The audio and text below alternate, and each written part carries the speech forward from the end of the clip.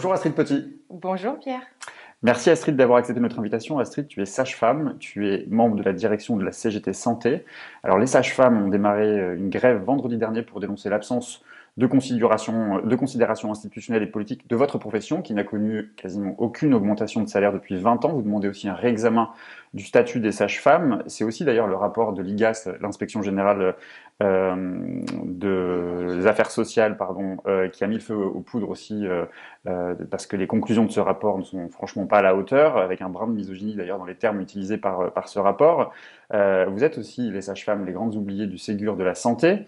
Vous êtes en sous-effectif permanent et la profession n'attire plus, ou presque plus, compte tenu notamment des conditions d'exercice de la profession. Alors avant d'en venir quand même plus en détail sur l'objet de cette mobilisation, est-ce que tu peux nous décrire un peu quel est le quotidien aujourd'hui d'une sage-femme? Ouais, alors bon, les sages-femmes en France sont majoritairement salariées et majoritairement dans les établissements publics. C'est 60 ou 70% des effectifs sages-femmes. On est un petit corps, 23 400 sages-femmes en activité en France, c'est pas énorme. Faut quand même comprendre qu'il y a une contradiction énorme, c'est-à-dire qu'on est dans des conditions de travail qui sont extrêmement dégradées, liées à un sous-effectif, liées aux fermetures de lits, liées aux fermetures de maternité, cette politique de santé est là, alors même que le corps des sages-femmes n'a fait qu'augmenter. Depuis ces dernières années, on est sur une croissance, on est plus nombreuses que il y a 5 ans, voilà. Donc il y a une contradiction quand même très importante sur ce vécu Donc du manque. j'ai fait un mauvais diagnostic. Un peu un mauvais D'accord. diagnostic au départ. C'est pour ça que c'est important de remettre les pendules à l'heure, parce que justement, dans la mobilisation sage-femme aujourd'hui, il y a tout ce passif-là qu'il faut quand même analyser que la profession est dans un malaise profond, mais notamment lié aux politiques qui se sont appliquées à cette profession, qui est quand même au carrefour des politiques de santé sur ces dernières années, de réduction des capacités hospitalières et notamment les maternités. Je pense que c'est l'un des secteurs où on a perdu le plus d'établissements et le plus de lits d'hospitalisation en France. Et encore l'année dernière, alors que là, il y a encore des maternités qui ferment en France aujourd'hui. Alors c'était dans l'engagement d'Emmanuel Macron de ne plus fermer de maternité. Oui. Et il y en a encore. Et d'ailleurs, je regrette vivement que Monsieur Véran, jeudi dernier, n'ait pas parlé de cette question-là. J'ai bien entendu, j'ai bien écouté. Il n'y a pas un mot sur un moratoire des fermetures de lits, sur un moratoire des fermetures de maternité. Ce qui avait été annoncé au Ségur de la santé, je crois, le moratoire sur les fermetures de maternité. Bah écoute, en tous les cas, jeudi, quand il s'est adressé aux sages-femmes, et pourtant il y avait des questions très concrètes qui ont été posées sur cet aspect des conditions de travail, des conditions d'accueil des patientes, et donc liées aux capacités d'accueil,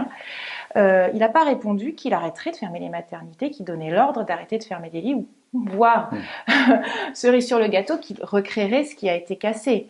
J'ai entendu par contre qu'il avait l'intention de pérenniser la situation dégradée, notamment, il fait une petite pirouette. Il dit, on va valoriser, on va rénover, va donner un budget spécial pour les centres de périnatalité. Qu'est-ce que c'est qu'un centre de périnatalité? Eh ben, c'est ce qui reste après la fermeture d'une maternité.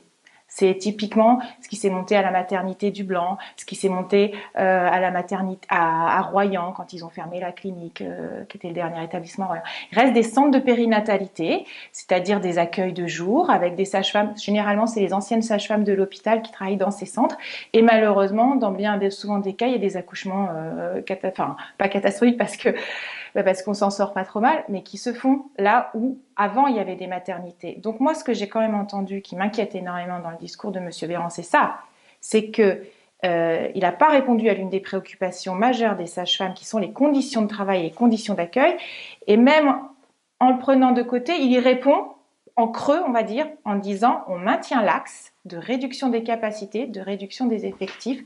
Voilà, moi ça m'inquiète énormément. Parce que c'est évidemment l'un des éléments qui fait que les sages-femmes se sont mobilisées cette année, je dirais même les années passées, parce qu'on a eu plusieurs mobilisations, mais alors cette année, depuis le début de l'année, on est à 5 mobilisations sages-femmes. Donc la dernière en date, c'est ce week-end, mais c'est pas la première de l'année. Je crois que toi, tu interviens à domicile, tu dépends des hôpitaux de Paris, mais tu interviens à domicile. Ce matin, enfin en tout cas, les SOS médecins a annoncé aussi une mobilisation de leur corps de métier parce qu'ils dénoncent justement la disparition, ou en tout cas l'absence de moyens donnés à toutes ces personnes qui interviennent à domicile. Qu'est-ce que ça dit aussi de notre système de santé, cette absence de proximité, ou en tout cas oui, ce manquement peut-être de suivi des patients à domicile? Alors, enfin, de toute façon, l'axe reste le même, hein. L'axe reste le même. On est en train de basculer dans un autre système. En France, voilà, la création des CHU en 86, la fonction publique hospitalière, c'est l'élément, c'est le squelette, c'est l'élément central de notre système de santé. Et là, force est de constater que on continue sur la ligne de réduire tout ça. Et donc, il faut que les patients soient envoyés ailleurs, il faut qu'ils soient renvoyés chez eux. Mais évidemment, les structures ne sont pas adaptées. Tant qu'à faire, les personnels se retrouvent isolés les uns des autres. Hein. C'est quand même cette situation hein, par rapport à des organisations en équipe. Voilà. Donc, il y a quand même un nivellement par le bas hein, de l'offre de soins. Et oui, renvoyer les gens chez eux, tous ces discours bienveillants, moi, pourquoi pas hein. Mais on ne pourra jamais se passer de l'hôpital, c'est pas possible. Et là, actuellement, on n'est pas en dehors du temps et de l'espace. On vient de traverser une crise énorme, une épidémie terrible. La Fédération hospitalière de France disait moins 260 000 séjours hospitaliers au premier trimestre 2021. Là, je m'éloigne un peu des sages-femmes, mais on n'a pas fait face. Notre système hospitalier n'a pas fait face. Et il faut le dire, les structures d'urgence, elles sont dans le public. Sur le secteur des sages-femmes de l'obstétrique pure, les seuls hôpitaux où il y a des réanimations néonates, c'est 66 établissements publics. Voilà, c'est que du public. Donc, moi, ce qui m'inquiète le plus, dans les annonces de Monsieur Véran, au-delà de ce qu'on va discuter tout à l'heure sur l'insuffisance des revalorisations salariales, c'est évidemment, c'est qu'il annonce qu'il continue. Hein. C'est qu'il annonce qu'il continue et qu'il va continuer à dégrader nos maternités. Je te posais la question des conditions d'exercice de la profession sage-femme. J'ai lu qu'on ne vous reconnaissait pas le statut de praticienne. Pourtant, s'il y a le moindre problème, et ça peut-être les gens ne le savent pas nécessairement, c'est vous qui êtes responsable. S'il y a le moindre problème lors d'un accouchement, c'est vous qui êtes responsable, c'est vous qui êtes en première ligne. Si on effectue l'accouchement, évidemment, c'est nous qui sommes responsables. On a des assurances professionnelles. Ensuite, pour ce qui est des hospitalières, il y a quand même souvent une chaîne de responsabilité partagée avec les médecins, hein, quand même, quand on suit des grossesses pathologiques. Et puis, on a aussi une protection par notre établissement hein, dans la fonction publique hospitalière, ce qui n'est pas exactement la même chose dans le privé, bien évidemment, et pas du tout la même chose pour nos collègues libérales, hein, où elles ont d'ailleurs des assurances qui sont très très élevées. Qui sont elles aussi mobilisées et en grève d'ailleurs. Évidemment, ouais, parce que c'est un malaise profond hein, de la profession, mais qui est lié notamment à la dégradation globale du système de santé. Hein. Sur le statut, du coup, vous demandez quoi exactement ? Alors, nous, pour la CGT, on se félicite du fait que les sages-femmes restent dans la fonction publique hospitalière. On avait des grandes craintes que, en effet, comme le préconisait le rapport IGAS, on ait un statut d'agent public, c'est-à-dire les statuts comme c'est quoi ? C'était les statuts des cheminots, c'était les statuts des postiers, c'était les statuts d'EDF, tous ces statuts qui n'ont fait que subir des attaques derrière et qui n'apportent pas les mêmes garanties, les mêmes droits aux salariés. Donc, pour ce qui est des hospitalières, nous, on se félicite de ça. Par contre, il y a un problème de positionnement dans les établissements, de reconnaissance de la sage-femme comme profession médicale. Moi, j'ai entendu dans ce qu'a dit le ministre des éléments quand même de clarification. Il faut que ça redescende au plus près des directions locales. Voilà, les affaires médicales doivent gérer les sages-femmes. La reconnaissance doit être pleine et entière. J'ai entendu la création d'une filière médicale dans la fonction publique qui permettra d'identifier. Après, il n'y a pas de discussion possible. On est dans les 3 professions médicales dans le Code de la santé depuis toujours. Donc sur ce, voilà. Par contre, sur le statut, il y a des choses qui vont pas.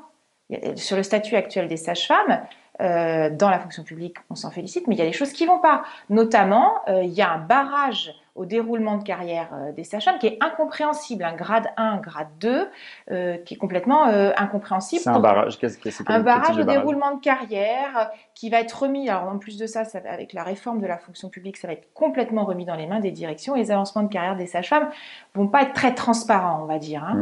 Et il y a un ratio qui est fixé tous les ans par le ministère à 20%, à 10% seulement de sages-femmes qui déroulent la carrière. Ça, nous, on n'en veut pas. Toutes les sages-femmes, il faut qu'on déroule à l'ancienneté, égalité complète. Il n'y a pas d'hiérarchie entre les sages-femmes. Il ne peut pas y en avoir. On est une profession médicale indépendante avec tout ce que ça suppose de reconnaissance entre nous, entre pairs même. Olivier Véran a annoncé une augmentation d'une prime de 100 euros et une hausse des salaires des sages-femmes en janvier prochain. C'est insuffisant. Comment vous avez reçu cette annonce? Surtout, certains parlent de mépris, voire de provocation. Toi aussi? À minima, je dirais, si j'étais gentille, c'est qu'il a vraiment pas compris le malaise ou qu'il veut pas le comprendre. Hein, parce que, évidemment, évidemment que les attentes des sages-femmes sont énormes, et à juste titre, au regard des responsabilités, au regard du niveau de formation, de qualification qui est l'un des meilleurs d'Europe, enfin qui est peut-être même le meilleur d'Europe, au regard des compétences élargies et très élargies qu'on a, au regard aussi de la démographie médicale, hein, c'est-à-dire qu'on le sait bien, hein, les sages-femmes, bon an mal an, elles pallient au manque de médecins, et c'est peut-être d'ailleurs ce qui est aussi à l'origine hein, de cet élargissement des compétences.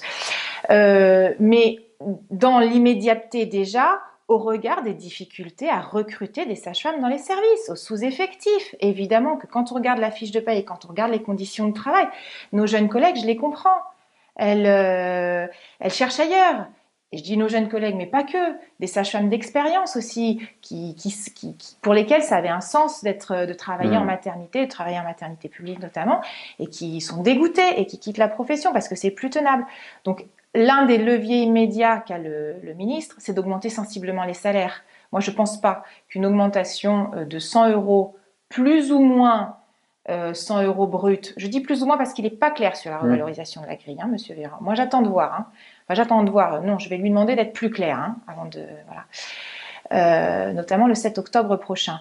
Évidemment que c'est un levier immédiat qu'il aurait dû lever. Voilà. Il avait la balle était dans son camp, il avait le levier, il fallait qu'il annonce une augmentation sensible pour pouvoir permettre de recruter. On a des postes qui sont budgétés, qui sont pas pourvus partout dans les maternités. On manque d'effectifs. On a ça, on a les salaires qui sont trop bas, et on a nos jeunes collègues qui sont maintenus en CDD, renouvelés, précaires, avec des salaires qui sont en dessous des grilles, dans bien souvent des cas. D'ailleurs, lui-même, le ministre l'a dit, ce n'est pas normal. Ce n'est pas normal que 20% de l'effectif des sages-femmes dans la fonction publique hospitalière ne soit pas stagiaire ou titulaire. C'est dans la fonction publique hospitalière le corps où il y a le plus de contractuels. Voilà, donc là, il faut résoudre ça rapidement. Et moi, je dis, il aurait dû annoncer très clairement une instruction en direction de ses directeurs, titularisation, stagiarisation immédiate de toutes les sages-femmes. Toutes celles qui sont en CDD, on en a besoin pour l'année, les 10 ans à venir, c'est sûr. Voilà, c'est pas des postes de remplacement, faut arrêter. Hein. On a besoin de façon pérenne de toutes nos collègues qui sont en précaire, quoi. On vous a fait naître, à vous de nous reconnaître. C'est le slogan que j'ai pu lire dans certaines maternités de certains hôpitaux. Qu'est-ce qui signifie ce slogan? Qu'est-ce qu'il recouvre selon toi? On vous a fait naître, à vous de nous reconnaître. C'est quoi ça signifie plusieurs choses. Ça signifie déjà une forte conscience par les sages-femmes de l'importance de leur profession. Dans la société? Dans la société, exactement, à juste titre. C'est-à-dire que sans sage-femme, dans les maternités, c'est la catastrophe. Hein. Sur les 700 000 accouchements annuels, il y en a au moins 500 ou 510 000 qui sont des accouchements en voie basse dits physiologiques. Et les sages-femmes, elles doivent effectuer, je pense, 80% des accouchements en France, hein, ou 70-80%. Enfin bon, voilà. On ne peut pas se passer des sages-femmes. Point barre. Donc ça, on en a fortement conscience, d'où les mobilisations, d'où la colère, d'où les revendications très anciennes qui restent d'actualité, une femme, une sage-femme, etc. À vous de nous reconnaître. La deuxième signification, c'est on sait ce qu'on vaut. Maintenant, la balle est dans votre camp. Voilà, il y a urgence. Il y a urgence parce que là, on est sur une crête. On est sur une crête avec du jamais vu, des collègues qui quittent la profession au bout de 4, qui font autre chose, qui quittent le métier. Voilà. Donc nous, on ne veut pas de situation catastrophique pour nos patientes, pour les bébés en France. Non, on ne veut pas que la périnatalité continue à se dégrader. Et on dit au ministre, c'est pas de notre fait. C'est à vous de régler cette situation. Si ça ne bouge pas ou si ça n'a jamais bougé, c'est aussi parce que vous êtes à 97-98% des femmes. Il y a une absence de volonté de bouger parce que votre métier est principalement composé de femmes. Peut-être. On est des femmes fortes quand même, hein. Mais d'une façon générale, les métiers de la santé sont quand même très très peu Féminisées valorisés. en plus. Ils sont très féminisés, mais sont très très peu très valorisées. peu valorisés. Alors que pendant la crise du Covid, comme tu le disais, Il y a c'est quand même plusieurs choses. Il y a peut-être parce les qu'on femmes est qui ont des tenu. femmes, il y a peut-être aussi parce que quand on fait ces métiers-là, c'est peut-être pas par hasard. On donne beaucoup, on donne sans compter. Bon, puis à un moment quand même, on fait le calcul, on fait les comptes quand même, hein. Mais oui, il y a peut-être de ça. C'est possible, je sais pas. C'est quoi le calendrier qui est devant vous là? Vous êtes en grève, il y a la date du 7 octobre dont tu parlais. Comment tu sens les choses? Est-ce que tu sens une écoute ou en tout cas on voit bien qu'Emmanuel Macron en ce moment est quand même prêt à ouvrir le carnet de chèques, prêt à négocier des choses? Est-ce que tu es plutôt optimiste sur l'issue de cette mobilisation? Est-ce que vous êtes en capacité de faire pression encore longtemps? Bah là, nous, notre calendrier, il est dans l'actualité, hein, il est dans l'immédiateté, parce que là, on a eu une grève ce week-end. On a la date du 7 octobre qui est posée dans le paysage, que toutes les maternités, toutes les collègues de France libérale, les sages-femmes territoriales des PMI aussi sont en train de s'organiser, avec la perspective d'être le plus nombreux possible à Paris devant le ministère. Donc ouais, on est dans l'immédiateté parce qu'on sait aussi que le projet de loi de financement de la sécurité sociale pour l'année à venir, 2022, ben, c'est en octobre, là, fin octobre, que ça va se décider. Donc moi je suis quand même, je suis pas optimiste, je suis en colère et je suis déterminée. Ça veut dire que la grève peut durer? Quand je dis qu'on est sur une crête, c'est vraiment ça. Il y a un côté, il va falloir changer les choses, il va falloir revaloriser cette profession, c'est évident, parce que sinon, ce qu'on tenait bon an mal an ne va plus être tenable. Et la situation, elle va être grave. Donc, Mais quand tu dis que tu es déterminé, ça veut dire que la grève peut durer, quitte à perturber les services. J'ai entendu que les sages-femmes avaient dit qu'elles honoraient tous les rendez-vous les plus urgents et qu'évidemment les accouchements avaient toujours lieu. Mais comment vous pouvez faire pression justement en faisant grève? Comment vous vous organisez? Moi, ça, c'est les équipes qui vont s'organiser. Moi, je sais déjà qu'il y a des équipes qui ont reconduit localement la grève cette semaine. Ce qui est le plus important pour moi, c'est que ce soit localement que les équipes s'organisent. Discute avec les médecins aussi, parce qu'on n'est pas ennemis dans cette histoire. Les médecins, ils sont alarmés aussi de la situation des établissements et des maternités dans lesquels ils travaillent, évidemment. Donc c'est un tout. Et que s'il faut faire grève, on la fera. S'il faut occuper les assemblées générales où on discute, où on décide collectivement, voilà. S'il faut des manifestations d'ampleur, on les fera. On l'a déjà fait, hein. On l'a déjà fait. Et puis la population qui est autour de nous, on sait, nous accompagne et Il y a une solidarité au sein de l'hôpital public faire pression. sur des autres métiers. Les élus ont une responsabilité aussi. On est en train de parler d'enjeux de santé publique, quoi. C'est un tout. Donc je vais pas te dire que je sais pas si on va. Mais tu sens la solidarité, je pense notamment des médecins. Oui. Évidemment, des patientes, de la population et même des médecins. Et même des médecins, je dirais même, c'est même pas des médecins, et des médecins évidemment, qui savent bien, enfin on a tout intérêt, on travaille ensemble. J'ai une dernière question justement, Astrid. On l'a dit, plusieurs métiers comme celui des sages-femmes sont sous-payés et majoritairement féminins. À quand justement une grande mobilisation? Peut-être c'est vrai qu'on utilise beaucoup ce terme de convergence de ces métiers. Je pense aux aides-soignantes, mais je pense aussi à celles qui ont été en première ligne pendant la crise du Covid, les caissières de supermarché ou les aides à domicile, les femmes de ménage par exemple. Est-ce que vous en discutez? Est-ce que ces métiers-là qui sont sous-valorisés, sous-payés, principalement féminins, on peut imaginer une grande mobilisation vers une convergence? Alors là, tu me poses une grande question.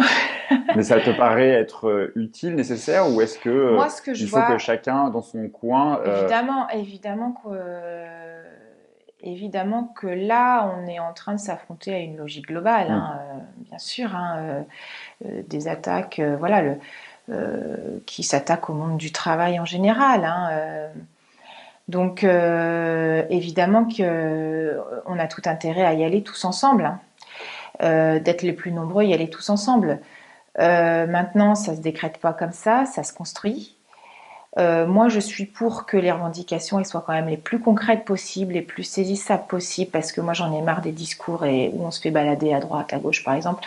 Pour les sages-femmes, pendant longtemps, on nous a dit reconnaissance, reconnaissance, reconnaissance. Mais c'est un mot valise, reconnaissance, il y a tout et rien. Moi, je préfère qu'on dise, comme on dit à la CGT, que nous, on revendique une grille d'entrée à 2,3 SMIC et une grille de fin à 4,6 SMIC. Au moins, nos collègues, elles savent ce que vont aller défendre Ouais. les délégués CGT quand ils seront reçus. Vous allez faire le tour des candidats à l'élection présidentielle, là? Là, j'imagine que c'est le moment d'aller négocier Là, et discuter. je te cache, je sais pas. Je vais pas te répondre, j'en sais rien. Je vais te dire, c'est dans pas longtemps et en fait, ça me paraît loin Très les loin, ouais. élections présidentielles. Vu tout ce qui T'espères une arrive, victoire avant la fin du évidemment. quinquennat? Ah bah évidemment. Nous, on s'adresse à ceux Hmm. qui sont aux commandes aujourd'hui, hein. C'est eux qui sont en responsabilité. Donc oui, il faut que le ministre, il faut que le ministre, il rajoute du chiffrage. Il faut qu'il rajoute du chiffrage. C'est pas possible de nous dire une prime de 100 euros pour calmer les sages-femmes et on mettra des points d'indice sur la grille. On ne sait pas comment. Non. Le rapport IGAS, il y avait pas mal de choses qui étaient très discutables. En tous les cas, sur le chiffrage, il proposait une prime de 175 points d'indice. Donc c'était entre 400 et 650, 700 euros, je crois, de revalorisation. Aujourd'hui, Là, une ça, sage-femme, c'est elle fait. démarre à 1800 brut, c'est ça à peu près? À peu près, ouais. Je vais te dire si elle est stagiaire titulaire, hein, parce Hmm. que nos collègues, elles démarrent sur les anciennes grilles, hein, nos collègues qui sont en CDD, les jeunes là qui sont précaires, qui enchaînent les CDD, voilà. Euh, elles démarrent dans plein d'établissements, elles démarrent en dessous des grilles des titulaires. Enfin, franchement, c'est le mépris. C'est ça qui perdure et qui est insupportable. Merci beaucoup Astrid, on suivra évidemment la suite de la mobilisation et on regardera la date avec attention du 7 octobre. On se reverra à ce moment-là. Ouais, Merci beaucoup. avec plaisir.